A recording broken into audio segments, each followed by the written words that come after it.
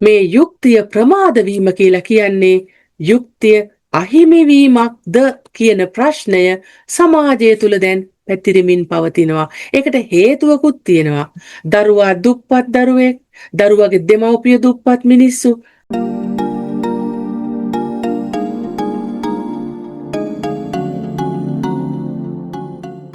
අයිබෝවන්. ඉතින් අදත් ඔබ සියලු දෙනාම ඉතාම ආදරෙන් පිළිගන්නවා RNK ලන්ඩන් ටෝක්ස් වැඩසටහනට. ඉතින් සුපුරුදු පරිදි අදත් අපිට කතා කරන්න වෙන්නේ අපිට සමාජයට බලපාන කාරණාවක්. ඉතින් ප්‍රධාන මාතෘකාවට යන්න කලින් සුපුරුදු පරිදි අදත් ඔබට ආරාධනා කර සිටිනවා ඔබ අපේ channel එක ප්‍රිය කරනවා නම් අපි කතා කරන දේ සමාජයට වැදගත් වෙයි කියලා ඔබ හිතනවා නම් ඔබ ඒවා ෂෙයා කරන්න යාළු හිත මිත්‍රාදීන් එක්ක. ඒ වගේම අපේ channel එක subscribe කරලා නැත්නම් channel එක subscribe කරන්න. ඒ විතරකුත් නෙමෙයි අපිව subscribe කරලා අපිට බොහෝ දෙනෙක් අලුතෙන් එකතු වෙලා ඉන්නවා සමාජිකාවෝ. ඒ වගේම අපිව දිරිමත් කරමින් අප කතා කරන දේ හොඳ හෝ නරක හෝ ඇනලයිස් කරමින් අපිට නැවත ප්‍රතිචාර දක්වන ඔබට ඉතාම ස්තුතිවන්ත වෙනවා. අමතක කරන්න එපා අපි ඔබේ ප්‍රතිචාර ඉතාම අගය කොට සලකනවා. ඉතින් අදත් අපිට අපේ කතාව පටන් ගන්න වෙන්නේ ඔබට අපිට සමාජයට බලපාන කාරණාවක් එක. මේ කාරණාව අපිට අමතක කරලා යන්නත් බෑ, මග හැරලා යන්නත් බෑ. මේ කාරණාව එක දරුවෙකුට සීමා වෙච්ච කාරණාවකුත් නෙමෙයි. මේ කාරණාව එක සංඝයා වහන්සේකට, එක නීතිඥවරයෙකුට, එක සුදු රෙදි ඇඳගත්ත කෙනෙකුට, සමාජයේ ඉන්න එක ප්‍රබලයෙකුට හෝ දුබලයෙකුට බලපාන කාරණාවක් නෙමෙයි. මේ කාරණාව හුදෙක්ම ඇවිල්ලා දරුවන් පිළිබඳව සහ අපි දරුවන් රැක බලා ගැනීම, ඔවුන්ට ආරක්ෂාව සැපයීම පිළිබඳව කාරණාවක්. ඇයි මම එහෙම කියන්නේ? අපි සාමාන්‍යයෙන් සමාජයක් විදියට අපි නීතියෙන් සපත කරලා දිවුරුම් දීලා නැති වුණත් අපි සමාජය තුළ වගකීමක් අපිට පැවරලා තියෙනවා නිරන්තරයෙන්. ආචාර ධර්මීය විදියටත් සදාචාරාත්මක විදියටත් දරුවන්ව ආරක්ෂා කළ යුතුයි, ඔවුන්ව රැක බලාගත යුතුයි කියලා. ඒ වගේම අපි දන්නවා ඔවුන්ට අවහිර කළොත්, ඔවුන්ට අඩත්තිට්ටම් කළොත්, ඔවුන්ව දූෂණය කළොත්, ඔවුන්ව අපහරණය කළොත් එයට දඬුවම් ලැබෙන බවත් අපි දන්නවා. එතකොට ඒක තරාතිරමක් රහිතව එය දඬුවම් ලැබිය හැකි වරදක් බව සාමාන්‍ය සමාජයේ බොහෝ දෙනෙක් හොඳ සිහියෙන් ඉන්න බුද්ධියක් හොඳ සිහියෙන් ඉන්න හිතන්න පුළුවන් කෙනෙක් දන්නවා. හැබැයි ප්‍රශ්නේ තියෙන්නේ එතන නෙමෙයි. අප විසින් රැක බලාගත යුතු දරුවෙකුට අනවර්ථ දෙයක් සිද්ධ වුණාම, කවුරු හරි විසින් කරදරයක් සිද්ධ කළාම, ඒ දරුවාව දූෂණය කළාම, අපහරණය කළාම, ඒ දරුවාව වදබන්ධනයට ලක් කළාම, ඒ කරපු පුද්ගලයා පූජ්‍යකවරයෙක් නම්, පූජ්‍ය පක්ෂයේ නම්, එහෙමත් නැත්නම් ඔහු යම්කිසි සංස්ථාවක ආයතනයක බලය සහිත බලගතු නායකයෙක් නම් අපි එතකොට අර දරුවාට වෙච්ච අසාධාරණය පැත්තක තියලා අර බලගතු පුද්ගලයාගේ, ඒ සංස්ථාපිත ආයතනයක සිටින බලගතු පුද්ගලයාගේ කීර්තිනාමය, ඔහුගේ බලය, ඒ වෙනුවෙන් අපි අර දරුවාව අමතක කර දමන්නට ඕනද? මෙන්න මේ ප්‍රශ්නය නැවත අහන්න ඕන තැනකට අද අපේ සමාජය තල්ලු වෙමින් යනවා. ඒකට ප්‍රධාන හේතුවක් තමයි ඔබට මතකයි මීට දවස් දෙකකට පෙර පල්ලේගම හේමරතන හිමියන්ව අනුරාධපුර මහේස්ත්‍රාත් අධිකරණයට ඉදිරිපත් කරන වෙලාවේ උන්වහන්සේ වෙනුවෙන් පෙනී සිටින්නට කළු කබා ඇඳගත් නීතිඥවරුන් සහ නීතිඥවරියන් 30 දෙනෙකු පෙනී සිටිනවා උසාවියේ. අපිට තතුදත් ආරංචි මාර්ග ප්‍රකාශ වෙන ආකාරයට 7 දෙනෙක් තමයි මේ උන්වහන්සේ වෙනුවෙන් ස්වේච්ඡාවෙන් පෙනී සිටින්නට ඉදිරිපත් නොවන්නේ. යම්කිසි චූදිතයෙක්, එහෙම නැත්නම් විත්තිකරුවෙක්, සැකකරුවෙක් වෙනුවෙන් නීතිඥවරයෙක් පෙනී සිටීම ඒක සාධාරණයි. ඒක මේ සාධාරණ ලෝකේ විය යුතු දෙයක්නේ. හැබැයි 30 දෙනෙක් ගිහිල්ලා පෙනී සිටින්නේ මොකටද? උන්වහන්සේ වෙනුවෙන් මේ තියෙන සමාජ බලය පෙන්වන්න නෙමෙයිද? එතකොට එතනදී තවත් නොසලකා හරින්නේ, අඩු තක්ෂේරුවකට ලක් කරන්නේ අර පුංචි දරුවා නෙවෙයිද? ඉතින් මෙන්න මේ ප්‍රශ්නය නිසාම මෙන්න මෙතනින් පටන් ගත්තාම අපිට පේනවා අද ශ්‍රී ලංකාවේ සාමාන්‍ය රටවැසියන් ඊටාම දුකට, කනගාටුවට, කලකිරීමකට පත් වෙලා තියෙනවා. එතනදී වරදවා තේරුම් ගන්න එපා. මේ හිතන්න පුළුවන්, මධ්‍යස්තව හිතන්න පුළුවන්. අර මිත්‍යාව වෙලිලා හිතන්නේ නැති බොහෝ නුවණ තියෙන මිනිසුන්, ධාර්මික මිනිසුන් අද කලකිරීමට පත් වෙලා තියෙනවා. පල්ලේගම හේමරතන හිමියන් විසින් දූෂණය කළායයි සැකපිට උන්වහන්සේට චෝදනා එල්ල වී ඇති. ඒ වගේම අර දූෂණය කළාය තමන්ව දූෂණය කළායයි කියන දැරිය පිළිබඳ කතාව අපිට අද නැවත නැවත කතා කරන්නට වෙනවා. මෙන්න මේ කතාවේදී විශේෂයෙන් මතු කරගත යුතු කාරණා කීපයක් තියෙනවා. එකක් තමයි පල්ලේගම හේමරතන හිමියන්ට නීතිය ක්‍රියාත්මක වීම කුමක් හෝ අපට නොපෙනෙන අදිසි බලවේගයක් නිසා හෝ යම්කිසි කාරණාවක් නිසා කල් මරන්නේ ඇයි කියන එක. එය එන්නම ප්‍රමාද වෙන්නේ ඇයි කියන එක. අනෙක් පැත්තෙන් සාමාන්‍ය සැකකරුවෙකුට විත්තිකරුවෙකුට නොලැබෙන ආකාරයේ මොකක්ද අපට හිතාගන්න බැරි අමුතු જાතියේ වරප්‍රසාද වගේ මේ කියන ස්වාමින් වහන්සේට ලැබෙන්නේ ඇයිද යන වග. මොකද උන්වහන්සේ දැන් සැකකරුවෙක්. ඒත් එක්කම තමයි මේක ජාතික ප්‍රශ්නයක් කියලා අපි නිතර කියද්දී අපි ජාතික ප්‍රශ්නයක් කියලා මේ දේ කියන්නෙම මේ දූෂණය වෙච්ච ගෑනු දරුවෝ ගැන හිතලා නෙමෙයි. එහෙම නැත්නම් මේ නායක හාමුදුරුවෝ ගැන හිතලා නෙවෙයි. මේ ප්‍රශ්නය මතු පිටට මාධ්‍ය වලින් නිරන්තරයෙන් එළියට ආවේ නැති වුණාට ශ්‍රී ලංකාව ඇතුලේ තියෙන ජාතික ප්‍රශ්නයක්. බොහෝ ගම්වල පන්සල්වල අපි මුලිනුත් කිව්වසේ පාසල්වල අපකාරක පන්තිවල දැරියන් කුඩා පිරිමි දරුවන් පවා අපහරණයට ලක් වෙනවා, දූෂණයට ලක් වෙනවා. මෙන්න මේක වළක්වන්නට පුළුවන් ජාතික මට්ටමේ කතාවක් තමයි දැන් එළියට ඇවිල්ලා තියෙන්නේ. එහෙමනම් මේක ජාතික ප්‍රශ්නයක් කොට අරගෙන මේක විසඳගෙන විතරක් නෙමෙයි මින්මතුවට මෙවැනි දේවල් නොවෙන්නට කටයුතු කරන්නට ජාතියක් විදියට රටක් විදියට අපිට ගන්න පුළුවන් තීරණ පිළිබඳව කතා කරන්න හොඳ අවස්ථාවක් අපිට දැන් උදා වෙලා තියෙනවා. ඇයි අපි මේක මගහැර යන්නේ? ඇයි අපි මේක ඇල්මැරුණු තැනකට දාලා තියෙන්නේ? මේ පිළිබඳව තමයි අපි අද කතා කරන්නේ. අපේ විශ්ලේෂණයට යන්න කලින් ඔබගේ මතක් කර ගැනීම සඳහා ඉතාසුළු වශයෙන් මේ කතන්දරේ ඔබට නැවත මතක් කරන්නට අවශ්‍යයි කියලා අපි හිතනවා. ඔබ දන්නවා මීට සති දෙකකට පමණ පෙර පුවත්පත්වලත් මාධ්‍යවලත් ප්‍රචාරය වුණා ශ්‍රී ලංකාවේ ජාතික ළමා ආරක්ෂණ දෙපාර්තමේන්තුව උසාවියට පැමිණිල්ලක් කරනවා නිට්ටඹුවේදී පොලිසිය විසින් අත්අඩංගුවට ගනු ලැබූ දරුවෙක් බාලවයස්කාර දරුවෙක් ඇය තමන්ගේ පෙම්වතා සමග ලැබුම් හලක සිටින විට තමයි පොලිසිය අත්අඩංගුවට ගන්නෙ.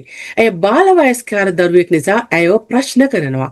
ප්‍රශ්න කිරීමේදී මතුවන කාරණාව තමයි ඇය ප්‍රකාශ කරනවා තමාව අනුරාධපුර අටමස්ථානාධිපති පල්ලේගම හේමරතන හිමියන් අතින් ප්‍රථම වතාවට දූෂණයට ලක් වෙනවා. ඒ ඇයට අවුරුදු 11ක් වයසේදී, ඒ කියන්නේ 2022 අවුරුද්දේදී කියලා. ඒත් එක්කම ඇය ප්‍රකාශ කරනවා ඇය ඒ බවගේ දෙමව්පියන්ට දැන්නුවා. දෙමව්පියෝන්ට හාමුදුරුවෝ මේ කියන ස්වාමින් වහන්සේ මුදල් දුන්නා. රුපියල් ලක්ෂයක් දෙනවා. ඊට පස්සේ නැවත මුදල් දෙනවා. මේ දැරිවියටත් රුපියල් 2000ක් දෙනවා. ඇය ඒකෙන් වලල්ලක් ගන්නවා. ඒත් එක්කම ඊට පස්සේ අවස්ථා කීපයකදී දැරියව හාමුදුරුවන් නැවත දූෂණය කරනවා. හැබැයි පළවෙනි වතාවේ දූෂණය කිරීමේදී ඒ දූෂණය කළාට පසුව ඒ රෙදි ඇය ඇඳගෙන හිටපු රෙදි ගෙදර අරන් ගිහිල්ලා වල දානවා කියලා කියනවා. හැබැයි අන්තිමට මේ කරුණු පොලිසියට සැලවීමෙන් පසුව පොලිසිය ගිහිල්ලා මේ වල දාපු ඇඳුම් සොයා ගන්නවා. ඒ වගේම ස්ථාන පරීක්ෂාවකට යනවා. දැරිය කියපු ආකාරයටම පන්සල ස්ථානීය පරීක්ෂණයේදී දැරිය කියපු කරුණු සත්‍ය බව පෙනෙනවා. ඊට පස්සේ මොකද වෙන්නේ? දැරියගේ මව අත්අඩංගුවට ගන්නවා, පෙම්වතාවත් අත්අඩංගුවට ගන්නවා. ඊට පෙර ඇගේ ගමේදී අයව දූෂණය කළායයි කියන තවත් පුද්ගලයෙකුත් අත්අඩංගුවට ගන්නවා. ඒ කියන්නේ මේ හාමුදුරුවන්ට පස්සේ තවත් පුද්ගලයෙක් ඇයව දූෂණය කළා තියෙනවා. එතකොට මේ සියලු කාරණා අතර දැන් මේකේ ප්‍රධාන චූදිතයා නැත්තම් විත්තිකරු වෙන හිටපු අටමස්ථානාධිපති අපි දන්නේ නැහැ තවමත් උන්වහන්සේ අටමස්ථානාධිපතිද කියලා මේ පල්ලේගම හේමරතන ස්වාමින් වහන්සේව අත්අඩංගුවට ගන්නේ නැතුව තියෙනවා. දැන් සමාජය තුළ කලබලයක් ඇති වෙනවා. ඒ වගේම ළමා ආරක්ෂක අධිකාරිය මේ පිළිබඳව පොලිසියට ලිඛිතව දන්වනවා. ඒ වගේම වාචිකව දන්වනවා. පොලිසිය ඊටම ඇල්මැරුණු ස්වභාවයක් මේ පිළිබඳව දක්වන නිසා ළමා ආරක්ෂක අධිකාරියේ නීතිය බලගැන්වීමේ අධ්‍යක්ෂිකා සංජීවනී මහත්මිය අධිකරණයට කරුණු වාර්තා කරනවා. ඇයට තියෙන බලතල මත. ඊට පස්සේ මොකද වෙන්නේ? මේ කාරණාව දිගින් දිගට ඇදෙනවා.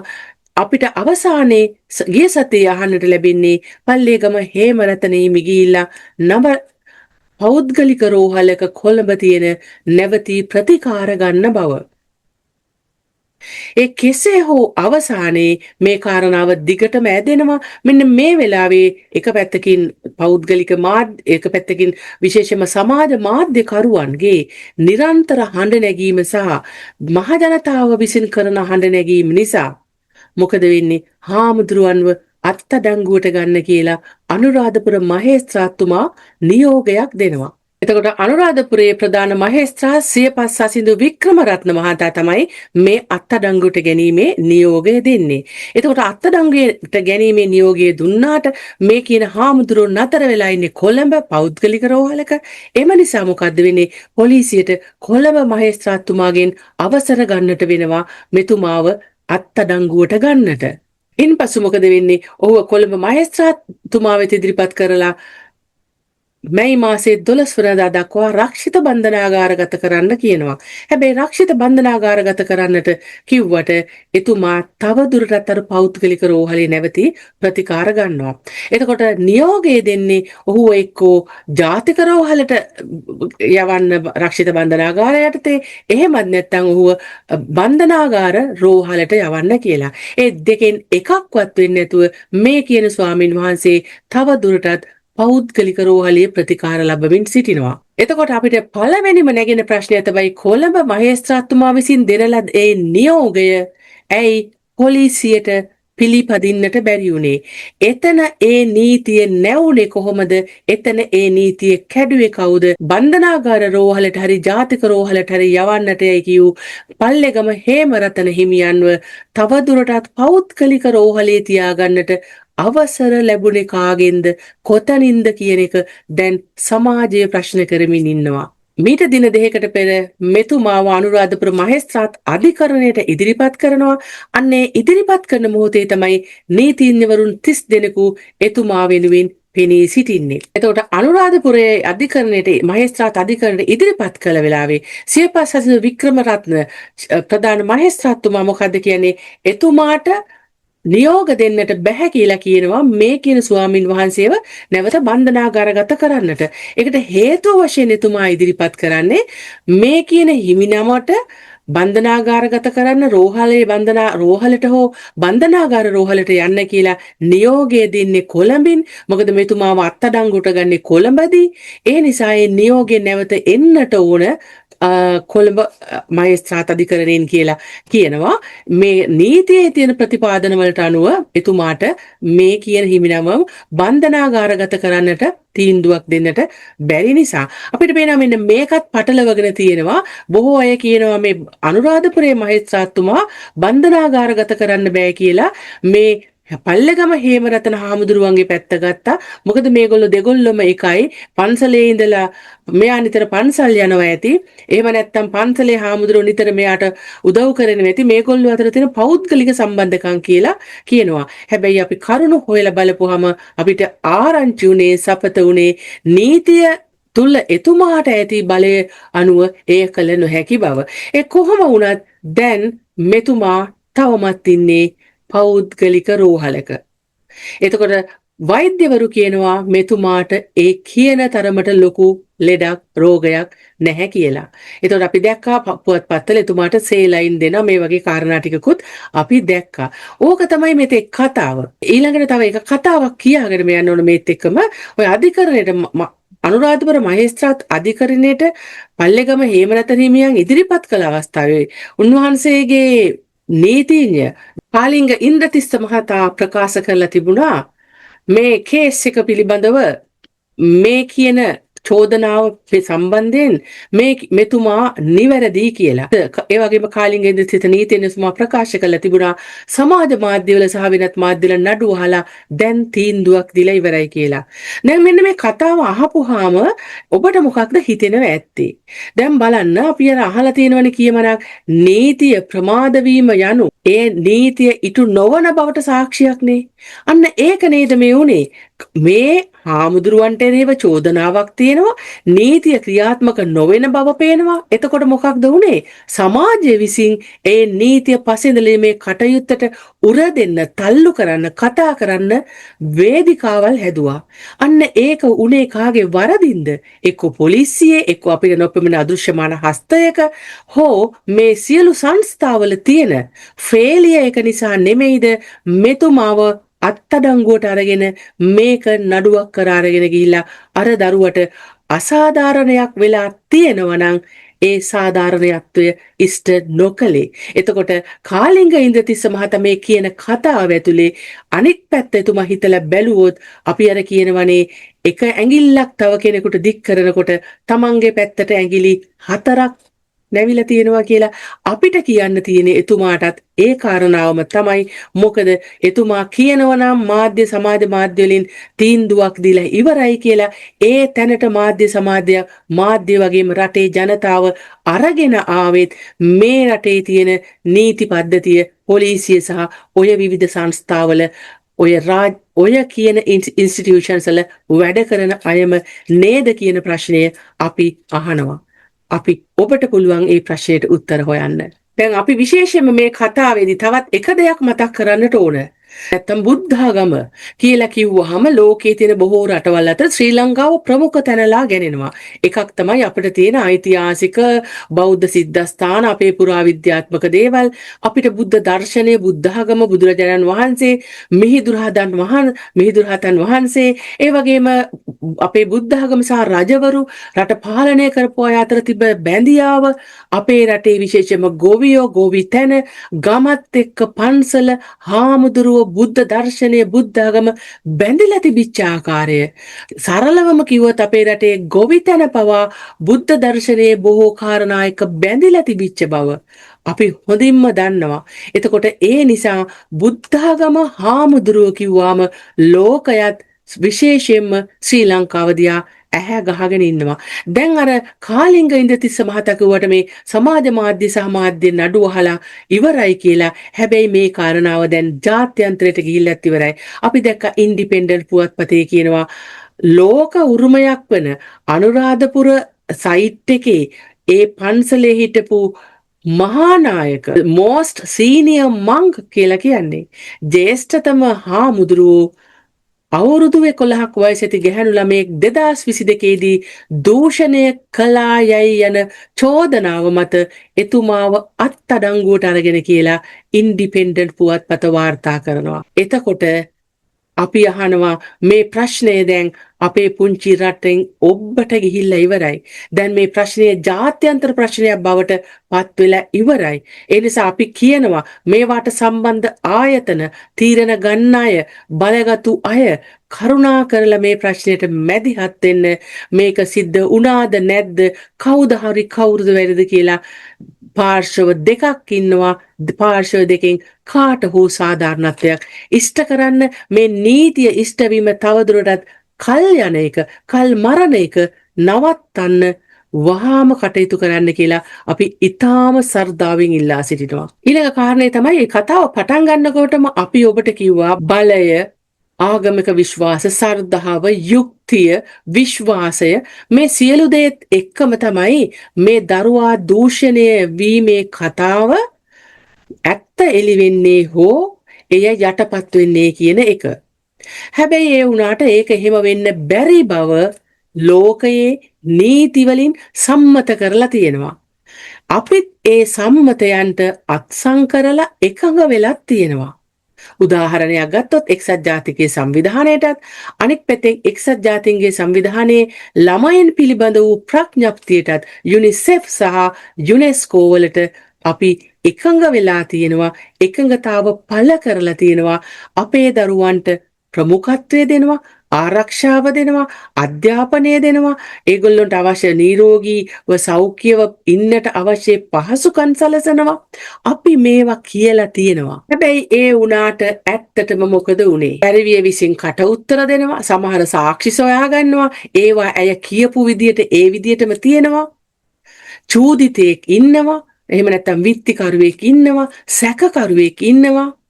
මෙය සිද්ධියට සම්බන්ධ සාමාන්‍ය යමක් කමක් නොදන්න ඒ වගේම දුප්පත් වැඩි ඉගෙනුමක් නැති සමාජය හොඳින් නොදන්න සමාජ ස්තරයේ පහළ මට්ටමේ ඉන්න සියලු දෙනාම අත්අඩංගුවට ගන්නවා.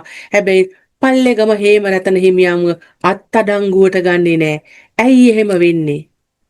අපි කහ සිවුරට බයයි, අපි ලොකු විශ්වාසයක් තියාගෙන ඉන්නවා. අපි කහ සිවුරට ඒ තියලා තියෙන විශ්වාසය සර්ධාවෙන් එහෙම නැත්නම් අවබෝධයෙන් තිබ විශ්වාසයක් නෙමෙයි.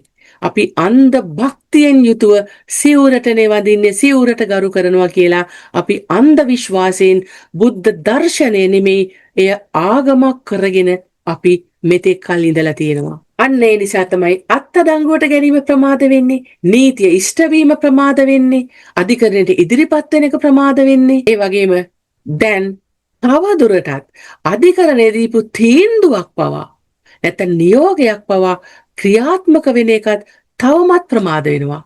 මොකක්ද ඒකට හේතුව? එතන තමයි තියෙන්නේ බලය, ඒ වගේම සමාජ විශ්වාසය කියන එක. ඒ අතර තව බොහෝ දේවල් තියෙන්නට පුළුවන්. ඇඟලුම්කම්, හිතවත්කම්, ඥාති සංග්‍රහ, අපි දන්නේ මොන වගේ දේවල් තියෙනවද මෙතුමාව මේ තරමට රකින්න කියලා. දැන් අද මොකක්ද වෙලා තියෙන්නේ? අද වෙලා තියෙන්නේ මෙතෙක් කල් අපේ රටේ සමාජයේ බොහෝ දෙනෙක් හාමුදුරු කෙනෙකුට ඇඟිල්ල දික් කරන්න බය වුණේ අපේ මුලින් කිව්වගේ සිවුරට තියෙන බය නිසා, පන්සලට තියෙන බය නිසා.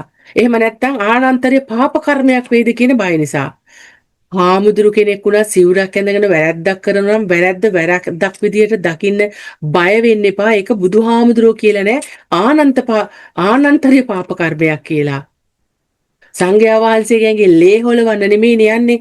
උන්වහන්සේ කාගේ හරි ලේ හොලවලා තියෙනවා නම්, වැරද්දක් කරලා තියෙනවා නම් ඒකට යුක්තියනේ මේ ජනතාව ඉල්ලා සිටින්නේ. එතකොට දැන් වෙලා තියෙන්නේ මොකක්ද? මොනවා හෝ බලවේග නිසා එතුමාට විරුද්ධව ක්‍රියා කරන්න කොතනක හෝ බයක් තියෙනවද කියන ප්‍රශ්නේ අපිට පැන නැගෙනවා. අපි දන්නවා සාමාන්‍යයෙන් ශ්‍රී ලංකාවේ පොලිසියත් සමහරවිට විශේෂයෙන්ම අධිකරණයත් ගත්තහම නඩු ප්‍රමාද වීම තියෙනවා. හැබැයි මේ වගේ නඩුවක් අපිට ප්‍රමාද කරන්න පුළුවන්ද? එකක් අර අගතියටපත් වෙච්ච දැරිය මේ වෙනකොට යම්කිසි මානසික තත්වයක් ඇතුව ඇය රෝහලක ප්‍රතිකාර ලැබලා දැන් ළමයින්ගේ රැකවරණය සපයන ආයතනයක ඉන්නවා. දැන් අවුරුදු 15ක දරුවෙක්. ඒ වගේම දරුවාගේ මව ඇතුළු අනිත් පිරිස අත්අඩංගුවේ ඉන්නවා. එතකොට සමාජය තුළ බලයක් සහිත ආගමික නායකයෙක් නිසා මේ හාමුදුරුවන්ට නීතිය ක්‍රියාත්මක නොවෙනවා නම් ඉන් පස්සේ ඇති වෙන තත්ත්වය මොකද්ද? අනෙක් පැත්තෙන් පීඩිතයාව තවදුරටත් පීඩනයටපත් කිරීමක් නෙවෙයිද මේ සිද්ධ වෙන්නේ? දැන් අපි සාමාන්‍යයෙන් දන්න දෙයක් තමයි මේ විශේෂයෙන්ම ගැහැණු දරුවෙක් ඔය දූෂණයකට ලක් වුණාම ඔයගේ සාක්ෂි එකතු කරගන්න එක අමාරුයි. ඒ වගේම ඒ අගතියටපත් වෙච්ච පාර්ශවය ඒවා කියන්නේ සමාජ ඉදිරියට එන්නේ බොහොම කලාතුරකින්. පොලිසිය වලට යන්නේ නැහැ, උන්ට නින්දා අපහාස කරනවා, අධිකරණය තුල නැවත නැවත එකම දේ ප්‍රශ්න කරනවා සමාජලට. එතකොට ඒ දරුවා නැවත වින්දිතයක් බවටපත් වෙනවා. මේ සියලු කාරණා නිසා සමහරලාට සාක්ෂි සපයා ගැනීමත් නඩුවක් හරියට පවත්වාගෙන යාමත් කල්ගත වෙනවා. හැබැයි ඒ වුණාට මේ කතාව ඊට ටිකක් වෙනස් බව ඔබට තේරෙන්නේ නැද්ද? මේ දරුවා ගිරවෙක් වගේ සියල්ල පොලිසියට ප්‍රකාශ කරලා තියෙනවා. ඒවා ඩොකියුමන්ට් ඒවා සටහන් වෙලා තියෙනවා. සාක්ෂිකරුවෝ ඉන්නවා. ප්‍රධාන චෝදිතයෙකුත් ඉන්නවා. එහෙමනම් ඇයි තවමත් යුක්තිය ප්‍රමාද වෙන්නේ කියන ප්‍රශ්නයෙන් මුළු සමාජයක් පෙළෙනවා. අන්න ඒ නිසා තමයි අපි කියන්නේ ජනතාවට දැන් හැඟීමක් ඇවිල්ලා තියෙනවා මේ යුක්තිය ප්‍රමාද වීම කියලා කියන්නේ යුක්තිය අහිමි වීමක්ද කියන ප්‍රශ්නය සමාජය තුල දැන් පැතිරෙමින් පවතිනවා. ඒකට හේතුවකුත් තියෙනවා. දරුවා දුප්පත් දරුවෙක්, දරුවාගේ දෙමව්පිය දුප්පත් මිනිස්සු, ජයශ්‍රී මහබෝධිය ළඟ සියඹලද මොනවද විකනපු පිරිසක්, වැඩි දැනුගත්කමක් නැහැ, විශාල සමාජ සම්බන්ධතා නැහැ, සමාජ බලයක් නැහැ, මිල මුදල් නැහැ. මේ සියල්ලම තියෙනවා චූදිතයට නැත්තම් සැකකරුවට විත්තිකරුට. අන්න ඒ නිසා නීතිය තවදුරටත් ප්‍රමාද වෙන්නේ නීතිය පසිදලීම ප්‍රමාද වෙන්නේ ඒ කාරණාව නිසාද ඒ නිසාම නීතිය පසිදලීම ප්‍රමාද වීම තුලම යුක්තිය අහිමි වෙලා යයිද කියන සැකය සමාජයේ මිනිසුන් ජනමාධ්‍යවේදීන් අහන එක ප්‍රශ්න කරන එක වැරදි කියලා අපිට කියන්න පුළුවන්ද? දැන් අපි සාමාන්‍යයෙන් තව දෙයක් කතා නොකර ගියොත් හොඳ නෑ කියලා අපි හිතනවා. මොකද දන්නවද මේ වගේ දෙයක් වුණාම බොහෝ වෙලාවට ඔය මාධ්‍ය සමාජ මාධ්‍ය බොරු කියන්නට පටන් ගන්නවා. ඔබට මතකයිනේ අර ඡායා කියන දැරියව දූෂණය කරලා මරලා දාලා තිබ්බහම ඒ දැරියගේ පියාව මේ කියන කාරණාවට හසු කරන්නට විශේෂයෙන්ම එක්තරා මාධ්‍යයක් කටයුතු කරපු ආකාරය පසුගිය කාලයකදී ඒ දැරියගේ පියා මාධ්‍යයට ප්‍රකාශ කළා.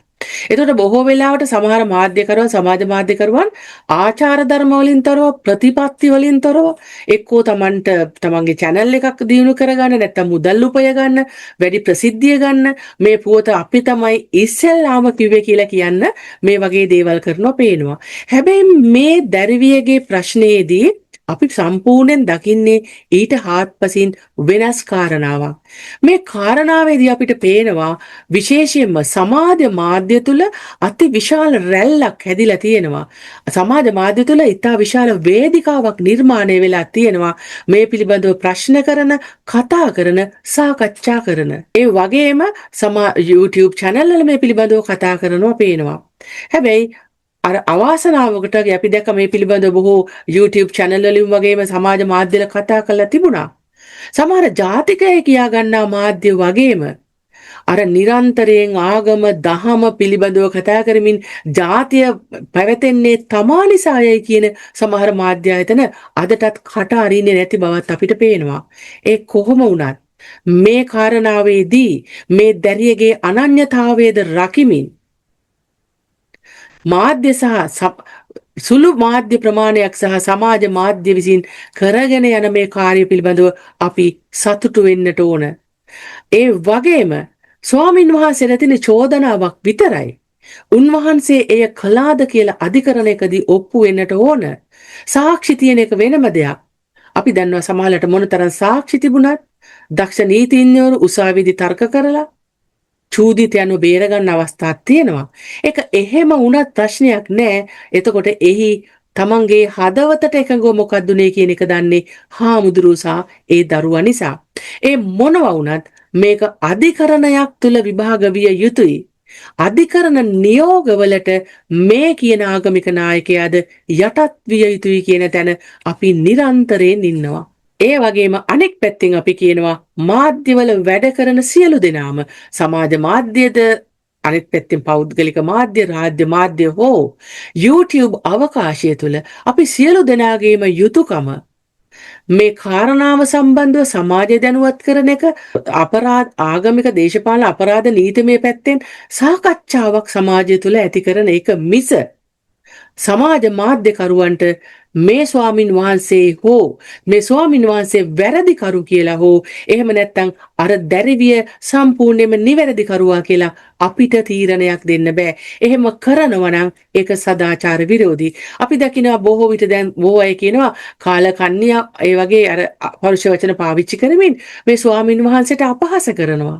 අපි හිතනවා අපි ඒ දේ නොකළ යුතුයි. මොකද අපි දන්නේ නැහැ. මොකද අපිට තවම තියෙන්නේ කට උත්තරයක් සාක්ෂි ප්‍රමාණයක් විතරයි.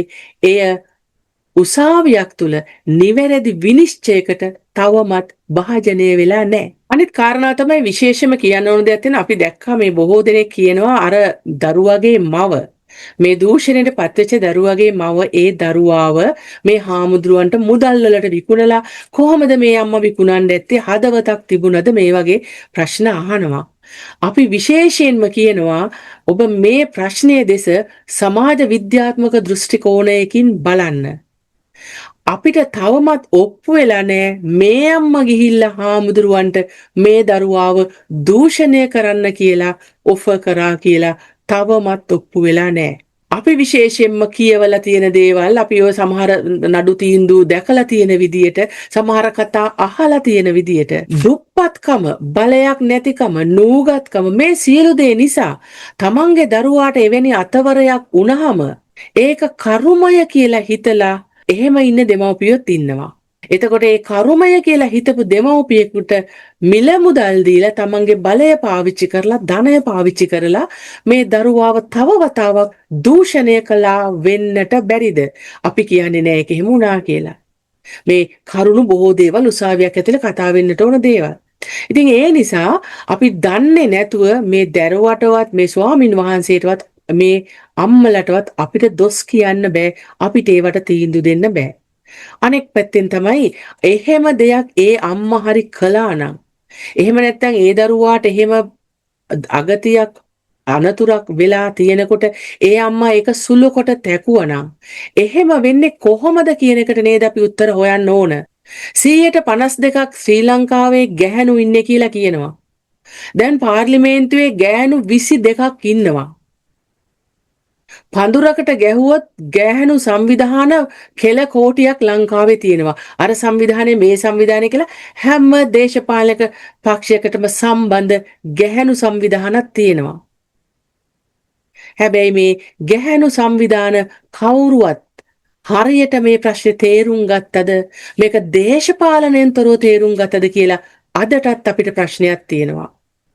මේක දේශපාලනයෙන් ඉවත් කරලා තේරුම් ගත්තනම් ගැහැණියෙක් විදියට ගැහැණු ඔබ ඉල්ලා සිටින්නට ඕන මෙවැනි දූෂණ තවදුරටත් නොවෙන්නට අවශ්‍ය සමාජයක් හදන පරිසරය වෙනුවෙන් තමයි ඔබ ඉල්ලා සිටින්නට ඕන ඔබ හඬ නගන්නට ඕන අපිට එහෙම දෙයක් පෙනෙන තෙක් මානයකවත් නැහැ කියන එක අපි ඊටාම කනගාටුවෙන් කියනවා. ඒ විතරක් නෙමෙයි පාසල් වල දැන් අපි විෂය නිර්දේශ වෙනස් කරනවා. ඒ වෙනස් කරනකොට විශේෂයෙන්ම ගැහැණුන් 152ක් ඉන්න රටක විශේෂයෙන්ම කුඩා ගැහැණු ළමයින්ගේ සහ පිරිමි ළමයින්ගේ ආරක්ෂාව වෙනුවෙන් මේ සිලබස් ඇතුලේ අපි මොනවද කරලා තියෙන්නේ? දරුවන්ව දැනුවත් කිරීම, අව්‍යානස්කාරණා, දෙමව්පියන් දැනුවත් කිරීම, සමාජය තුළ සහකම්පනයෙන් ජීවත් වෙන පුරවැසියෙකු නිර්මාණය කරන්නට අපි අපේ සිලබසස් හදලා තියෙනවද? හදන්න උනන්දු වෙලා තියෙනවද? ඒවා පොතට විතරක් සීමා නොකොට ඒවා ප්‍රැක්ටිකලි කරන්නට පුළුවන් සමාජයක් හදන්න අපි උත්සාහ කරලා තියෙනවද? මේ ප්‍රශ්න අපි අපෙන්ම අහගන්න වෙනවා. අන්න එහෙම අහගත්ත දවසට පල්ලෙගම හේමරතනලා 100ක් බිහි වුණත් අපේ දරුවන් අවබෝධයෙන් ඉන්නවනම් දරුවන්ට ඒ ගැන දැනුමක් තියෙනවනම් තමා ආරක්ෂා විය යුතු කෙසේද කියලා දන්නවනම් තමාගේ ස්වාධීන අයිතිවාසිකම් මොනවද කියලා දන්නවනම් ඒ සමාජයේ යහපත් තැනකට ගේන්න අපිට ඒක බොහෝ උපකාරී වෙයි. ඉතින් අපි හිතනවා මෙන්න මේවා අනිවාර්යයෙන්ම ඔය මොන සිලබස් එක වෙනස් කරත් කොයි විදිහට වෙනස් කරත් වැඩක් නැහැ. රට තුල නිදහස් පුරවැසියෙකු බිහි කරන්න ආරක්ෂා සහිත පුරවැසියෙකු බිහි කරන්න තමයි අපි අපේ විෂය නිර්දේශයන් අපේ ප්‍රායෝගික ක්‍රියාකාරකම් අපේ වැඩමුළු අපේ සියල් අපේ බාහිර ඇක්ටිවිටීස් අපි නිර්මාණය කරන්න ඕන. ඒවා මේ එක එක්කෙනාට හිතූ මතයට කරන දේවල් නෙමෙයි. ඒවා යම් කිසි ආකාරයක සාකච්ඡා කරලා සාකච්ඡා පර්යේෂණ වලින් එකතුව එන්නට ඕන කලබලයට කරන්න පුළුවන් දේවලුත් නෙමෙයි. අපි ඒකත් කියනවා. විශේෂයෙන්ම දරුවන් අනිත් කාරණාව තමයි දෙමව්පියෝ. දෙමව්පියන් ඉන්නවා සමහර දෙමව්පියෝ fully aware හැමදේ පිළිබඳව. හැබැයි ඒ වුණාට සමහර දෙමව්පියෝ දන්නේ නැහැ. ඒකට හේතු කීපයක් තියෙනවා. එක්ක ඔයගොල්ලෝ කරන රස්සාවල්, උගත්කම, නූගත්කම, මිල මුදල් නැතිකම, ආර්ථික ප්‍රශ්න, දුප්පත්කම මේ සියලු දේ වෙන්න පුළුවන්. හැබැයි ජාතික වශයෙන් අපිට ප්‍රතිපත්තියක් සහ අරමුණක් තියෙන්න ඕන නේද? දරුවෙක්ව හම්බෙන්න ඉන්න අම්මගේ සිට ඒ අම්මා තාත්තාගේ සිට ඒ පවුල අපි දැනුවත් කරන්න ඕන. දරුවා හම්බුනහම කවන්නේ කොහොමද, අඳවන්නේ කොහොමද, බරමනින්නේ කොහොමද කියලා විතරක් නෙවෙයි. අපි මේ දෙමව්පියන්ට කියලා දෙන්න ඕන මේ දරුවා ආරක්ෂා කරගන්නේ කොහොමද කියන එකත්. අන්න ඒවට තමයි ඔය තියෙන වැඩමුළුවලදී නොදන්නා දෙමව්පියන්ව දැනුවත් කරන ලීෆ්ලට් බෙදන ඔය ජාතික රූපවාහිනිය, ජාතික ගුවන්විදුලිය, ජාතික පුවත්පත් තියෙනවා. අපි කිසි දවසක දැකලා තියෙනවද මෙවැනි සාකච්ඡාවක් ඒව ඇතුලේ අඩුම ගානේ කතා වෙනවා. එතකොට අපි ජාතියක් විදිහට ෆේල් නේද? අපි රටක් විදිහට ෆේල් නේද? අපි අවුරුදු 76ද 80ද 2500ද මොනවා කිව්වත් වැඩක් නැහැ. අපි තවමත් ඉන්නේ බිඳුවේ නේද? අපි ඒවට ජාතික වැඩපිළිවෙලක් ජාතික ප්‍රතිපත්තියක් හදන්න ඕනේ නැද්ද? දරුවන් දැනුවත් කරන්න ඕන, දෙමව්පියන් දැනුවත් කරන්න ඕන, ආගමික ස්ථානවල ඉන්න පුද්ගලයෝ සිවුරක් ඇඳත්, කබායක් ඇඳත්, කෝට් එකක් ඇඳත්, ලෝගුවක් ඇඳත් ඒ ඇතුළෙත් ඉන්නේ ඇට මස් නාර ලේ තියෙන මිනිස්සු කියන එක අපිට අමතක කරන්න බෑනේ. එහෙමනම් අපිට ඒ මිනිස්සු කෙරෙහි තදබල විශ්වාසයත් අපේ දරුවෝ දෙන්න බාර දෙන්න බෑ. අඩුම ගාන අපි ඒ අයවත් දැනුවත් කළ යුතුයි.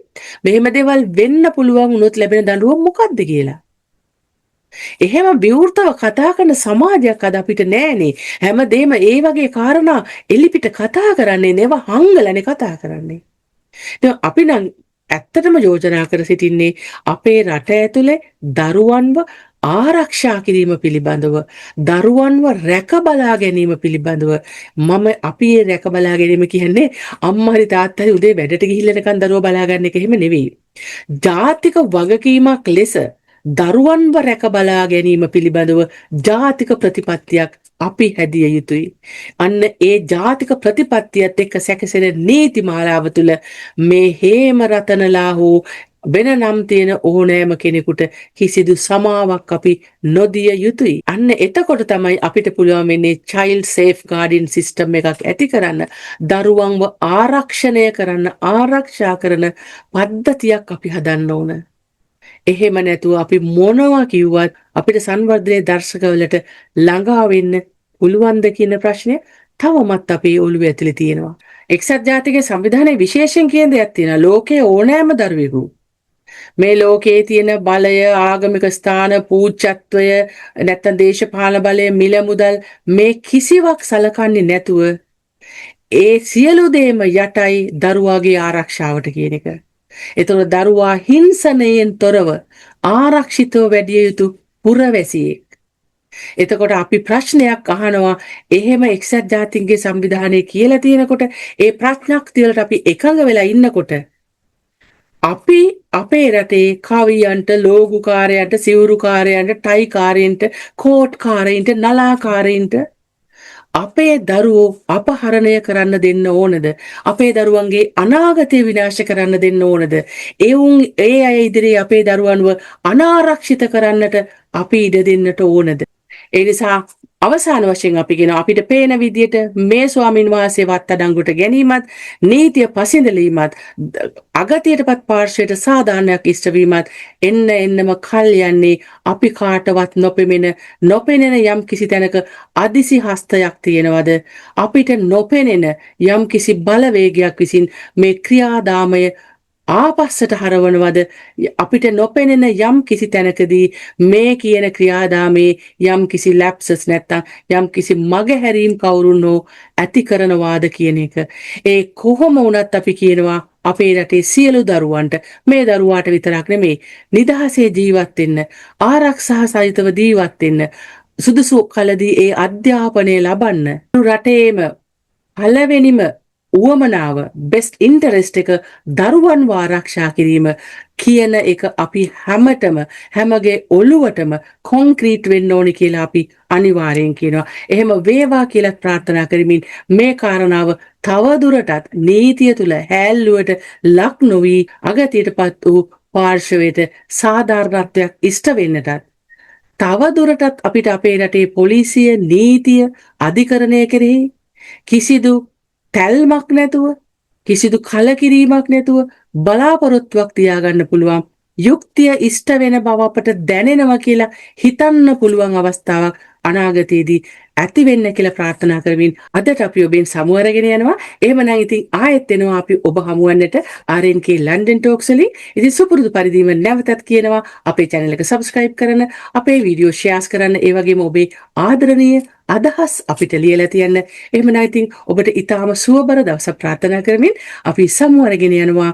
හම්බ වෙමු නැවතත් දවසකදී. යන්න එපා.